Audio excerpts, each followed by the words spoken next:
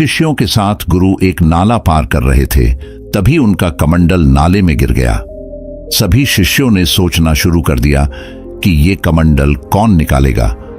अपने काम के लिए दूसरों पर निर्भर नहीं रहना चाहिए, वरना बाधाएं कभी दूर नहीं हो पाती हैं। जो लोग अपनी समस्याओं को सुलझाने के लिए दूसरों की मदद का इंतजार करते हैं, वे कभी भी आत्मनिर्भर नहीं बन पाते हैं। ऐसे लोगों को सफलता आसानी से नहीं मिल पाती है। इस संबंध में एक लोक प्रचलित है।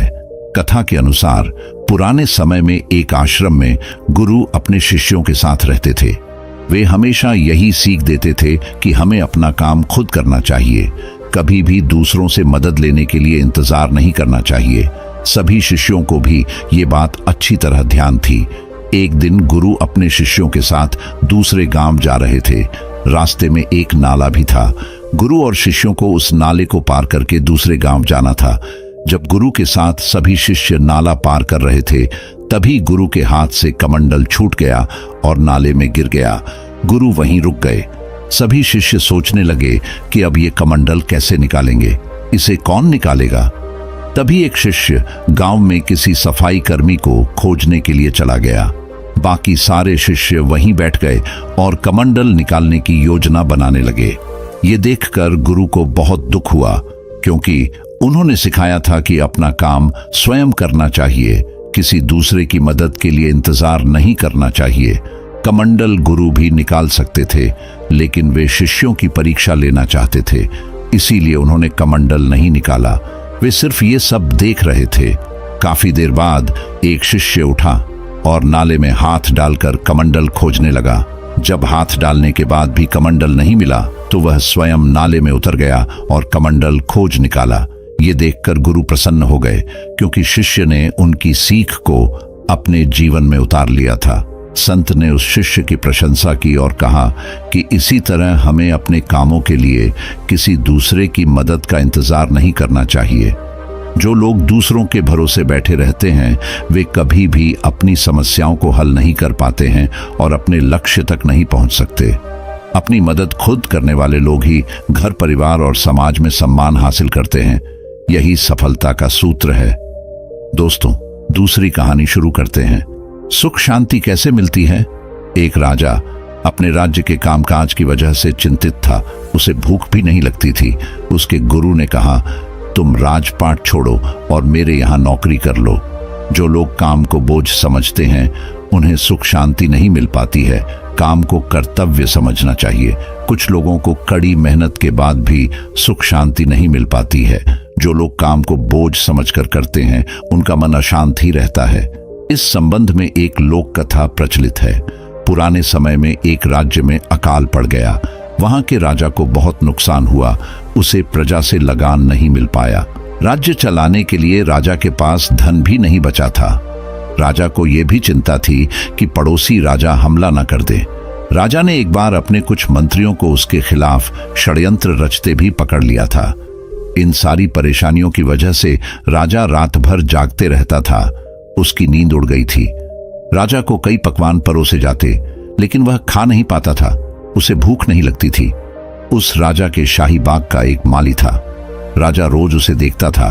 वह प्याज और चटनी के साथ रोटियां खाता था और हमेशा खुश रहता था। राजा ने ये बातें अपने गुरु को बताई, तो गुरु ने कहा कि अगर आपको चौकीदार की नौकरी ज्यादा अच्छी लगती है, तो ये राज्य मुझे दे दो और आप मेरे यहाँ नौकरी कर लो। मैं तो ठहरा साधु, मैं आश्रम में ही रहूंगा, लेकिन इस राज्य को चलाने के लिए मुझे एक नौकर चाहिए। आप पहले की तरह ही महल में रहें, राज सिंहासन पर बैठें और राज्य चलाएं, यही आपकी नौकरी होगी। राजा ये बातें सुनकर खुश हुआ और उसने गुरु की बात मान ली। अब वह अपने काम को नौकरी की तरह करने लगा। फर्क कुछ भी नहीं था, काम वही था, लेकिन अब राजा जिम्मेदारियों और चिंता से लदा हुआ नहीं था। कुछ महीनों बाद उसके गुरु आए। उन्होंने राजा से पूछा कि अब आपको भूख लगती है और नींद आती है या नहीं। राजा ने कहा कि मालिक, अब खूब भूख लगती है और आराम से सोता हूं। गुरु ने राजा को समझाया कि सब कुछ पहले जैसा ही है, लेकिन पहले तुमने जिस काम को बोझ समझ रखा था, अब सिर्फ उसे अपना कर्तव्य समझ कर रहे हो। हमें ये जीवन कर्तव्यों को पूरा करने के लिए मिला है, किसी चीज को अपने ऊपर बोझ की तरह लादने के लिए नहीं मिला है। काम कोई भी हो, चिंता उसे और ज्यादा कठिन बना देती है। जो भी काम करें उसे अपना कर्तव्य समझकर ही करें। इन बातों का ध्यान रखने पर ही हमारे जीवन में सुख शांति बनी रहती है। दोस्तों, अगली कहानी शुरू करते हैं। एक चोर ने संत से कहा कि आज से आप मेरे गुरु, लेकिन मैं चोरी करना नहीं छोड़ सकता। गुरु ने कहा कि अब से तुम सभी महिलाओं को माता और बहन मानना। गुरु की बातों का पालन करने पर हमारी सभी परेशानियां दूर हो सकती हैं और जीवन बदल सकता है। गुरु का स्थान देवी देवताओं से भी ऊपर माना गया है। गुरु की बातों का पालन करने पर किसी का भी जीवन बदल सकता है। एक लोक कथा के अनुसार पुराने समय में किसी गांव में एक चोर ने विद्वान संत से कहा कि आज से आप मेरे गुरु, लेकिन मैं चोरी करना नहीं छोड़ सकता क्योंकि यही मेरा काम है। गुरु ने चोर से कहा कि ठीक है, अब से तू मेरा शिष्य है। मेरी एक बात ध्यान रखना, सभी महिलाओं को अपनी माता और बहन समझना। चोर ने ये बात मान ली। ये लोग जिस गांव में रहते थे, उस राज्य के राजा के यहाँ कोई संतान नहीं थी। इस वजह से राजा अपनी रानी से गुस्सा था और रानी को अलग महल में रहने भेज दिया था। संतान न होने की वजह से रानी भी बहुत दुखी थी। एक रात चोर रानी के महल में चोरी करने पहुंचा। रानी ने देख लिया कि चोर महल में घुस गया है। महल के चौकीदारों ने भी चोर को देख लिया और उन्होंने राजा को खबर दे दी। रानी ने चोर से कहा कि तू यहाँ कैसे आया है? चोर ने जवाब दिया कि मैं घोड़े से आया हूँ। रानी बोली, मैं तेरे घोड़े को सोने चांदी से लदवा दूंगी, बस मेरी एक इच्छा पूरी कर दे। चोर को अपने गुरु की बात याद थी। वह भागा नहीं। उसने कहा कि आप तो मेरी मां समान हैं, मुझे पुत्र समझकर अपनी इच्छा बताएं। मैं चोर हूं, लेकिन मेरे बस में होगा तो मैं जरूर पूरी करूंगा। राजा ये सब बातें सुन रहा था। चोर की अच्छी बातें सुनकर बहुत खुश हुआ। उसने चोर को दरबार में बुलवाया और कहा कि मैं तुझसे बहुत प्रसन्न हूं, तू मांग ले जो चाहता है। चोर ने कहा कि राजन, आप महारानी को अब से अपने महल में ही रखें, उन्हें दुख ना दें। राजा ने चोर की बात मान ली। महारानी से राजा ने अपने किए की क्षमा मांगी। रानी से राजा ने कहा कि हम इस चोर को ही अपना पुत्र बना लेते हैं, इसकी वजह से ही सब ठीक हुआ है। राजा भी ये बात मान गया और चोर को अपना उत्तराधिकारी घोषित कर दिया। कथा की सीख, गुरु की बातें जीवन में उतारने से किसी का भी जीवन बदल सकता है। चोर चोरी करता था, लेकिन उसने गुरु के उपदेश को ध्यान रखा और राजा रानी उससे प्रसन्न हो गए। एक चोर का जीवन बदल गया। एक बार कालिदास ने एक महिला से पीने के लिए पानी मांगा और कहा कि मैं मेहमान हूं। महिला ने कहा कि मेहमान तो दो ही हैं, एक धन और दूसरा यौवन। ज्ञान के साथ घमंड नहीं होना चाहिए, वरना दूसरों के सामने लज्जित होना पड़ सकता है। महाकवि कालिदास के जीवन के कई ऐसे प्रसंग हैं जिनमें सुखी जीवन के सूत्र बताए हैं।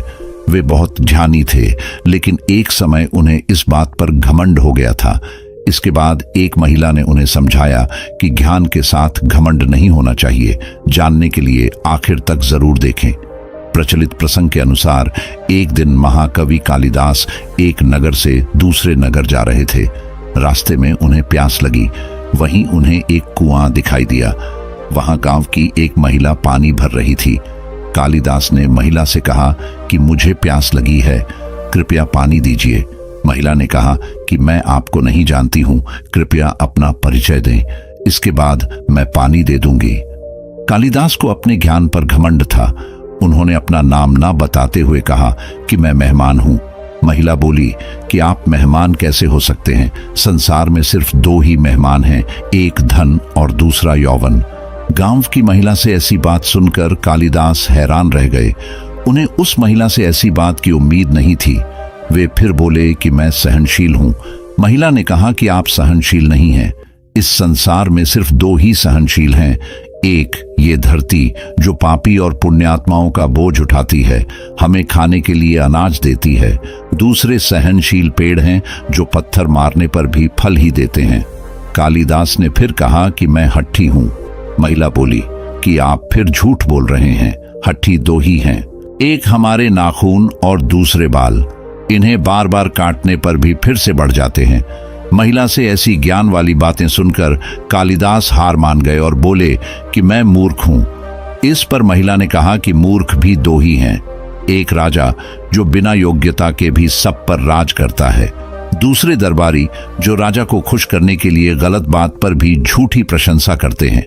अब कालिदास महिला के चरणों में गिर पड़े और पानी की याचना करने लगे। तभी महिला ने कहा, उठो वत्स।